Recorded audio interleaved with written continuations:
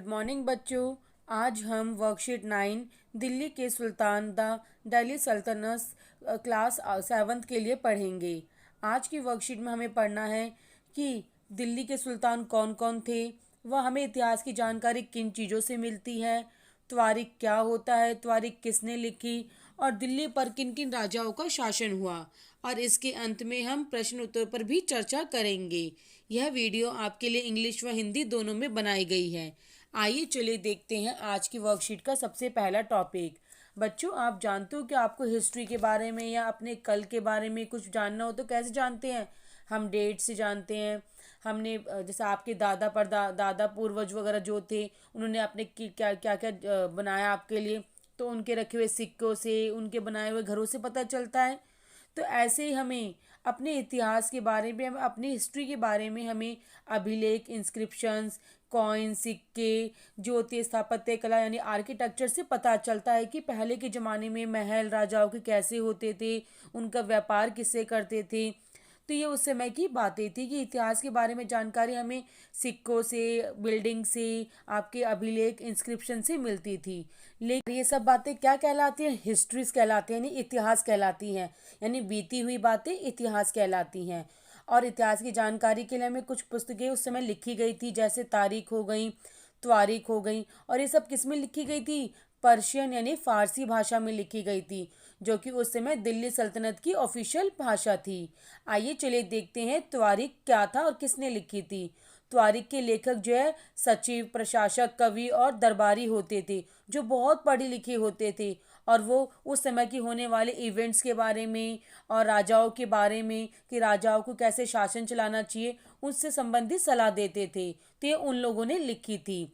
और वह कहते थे कि हमारे जो शासन है वो कैसा होना चाहिए? बिल्कुल न्याय संगत होना चाहिए, किसी के साथ भेदभाव नहीं होना चाहिए। तो इस प्रकार जो है त्वारीख लिखी गई। लेकिन आप जानते हो जिन्होंने त्वारीख लिखा था वो कहाँ रहते थे?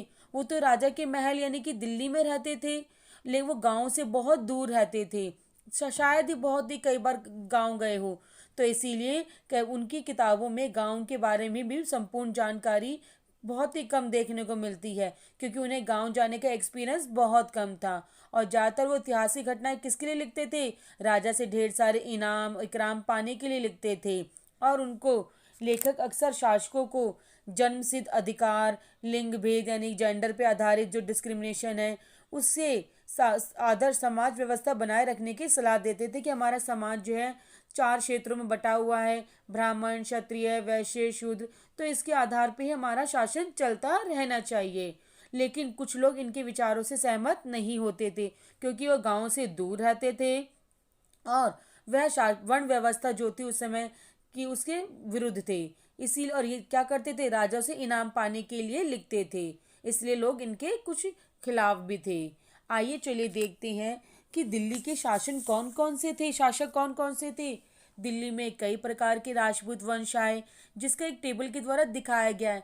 पहले तोमर राजपूत आए, उसके बाद अनंगपाल आए, चौहान आए, ऐसे करते करते लास्ट में सबसे पहले लास्ट बहलोल लोधी जो थी वो थे, जिसका शासनकाल 1451 से लेकर 1489 तक था। आइए चलिए देखते हैं। सबसे पहले दिल्ली पे शासक, दिल्ली किसकी राजधानी बनी? तोमर राजपूतों की राजधानी बनी। और ये कब करा उन्होंने शासन? 12वीं सदी के मध्य में तोमरों का अजमेर के चौहानों, जिसे चाहमान के नाम जानते थे, उनको हरा दिया था तोमर राजपूतों ने। और इस प्रकार वो दिल्ली पर शासन कर पाए। और दिल्ली जानते हो उस समय कैसा था? वाणिज्य यानी कि व्यापार का बहुत ज़्यादा मेन सेंट्रल था। यहाँ से व्यापार बहुत ज़्यादा होता था। इस शहर में बहुत ज़्यादा जो जैन व्यापारी थे, बार्बर्स थे, वो ज़्यादा रहते थे, जिन्होंने अनेक मंदिरों का निर्माण करवाया। और यहाँ दहलीवाल कहे जाने वाले सिक्के भी ढाले जाते थे, जो उस समय व्यापार जिनसे होता था। और ये सिक्के सोने, चांदी, तांबे, हर धातु के होते थे। और जब धीरे धीरे 13वीं शताब्दी आई, 13th सेंचुरी आई, तो यहाँ पे दिल्ली सल्तनत आने लगी, यानी दिल्ली सल्तनत की स्थापना होने लगी। और इस प्रकार दिल्ली जो है धीरे धीरे व्यापार केंद्र से बदलकर क्या बन गई? दिल्ली पूरे देश की राजधानी बन गई। आइए चलिए बच्चों देखते हैं प्रश्न उत्तर। पहला प्रश्न है कि इतिहास के अध्ययन के लिए कौन कौन से स्रोत हमारी सहायता कर सकते हैं, यानी हिस्ट्री की नॉलेज हमें किन किन चीज़ों से मिलती है। जैसे कॉइन्स हो गए, इंस्क्रिप्शन अभिलेख हो गए, बिल्डिंग्स आर्किटेक्चर, ये सब चीज़ें हो गई, डेट हो गई, तारीख हो गई, त्वारीख यानी किताबें हो गई। तो ये सब क्या है, हमारी हिस्ट्री की नॉलेज देती हैं। आइए चलिए देखते हैं सेकंड क्वेश्चन कि त्वारीख का अध्ययन हमारे लिए किस प्रकार उपयोगी हो सकता है, कि त्वारीख को जो पढ़ते हैं उससे क्या फ़ायदा होता है। हमें पुराने ज़माने के बारे में पता चलता है कि राजा महाराजाएं कैसे शासन करते थे, वो कैसे मतलब कि शासन प्रक्रिया को चलाते थे, उस समय क्या क्या चीज़ें होती थी, गाँव के बारे में जानकारी, सब चीज़ें हमें मिलती थी। आइए चलिए देखते हैं प्रश्न 3, त्वारीख के अध्ययन की सीमाओं का वर्णन कीजिए। यानी त्वारीख को जो पढ़ते समय कुछ उसकी लिमिटेशंस थी वो बतानी है हमें इसमें, कि क्योंकि त्वारीख को लिखने वाले लोग कहाँ पे रहते थे, नगरों में रहते थे, लेकिन वो गांव के बारे में लिखते थे और गांव में तो वो कभी कभार जाते थे, तो यानी उनकी कई बार जानकारी पूरी सही नहीं होती थी। और त्वारीख वो किस लिए लिखते थे, राजाओं के इनाम तारीफ वगैरह पाने के लिए लिखते थे।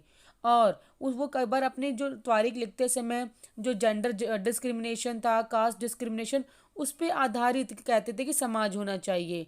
तो ये सब बातें जो है इसकी लिमिटेशंस बन जाती हैं।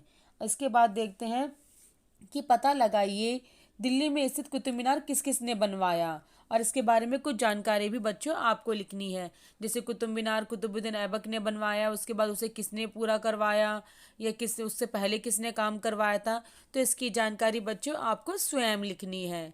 बच्चों अगर आपको मेरी वीडियो अच्छी लगी हो और समझ आई हो तो इसे लाइक और सब्सक्राइब ज़रूर करें। Thank you.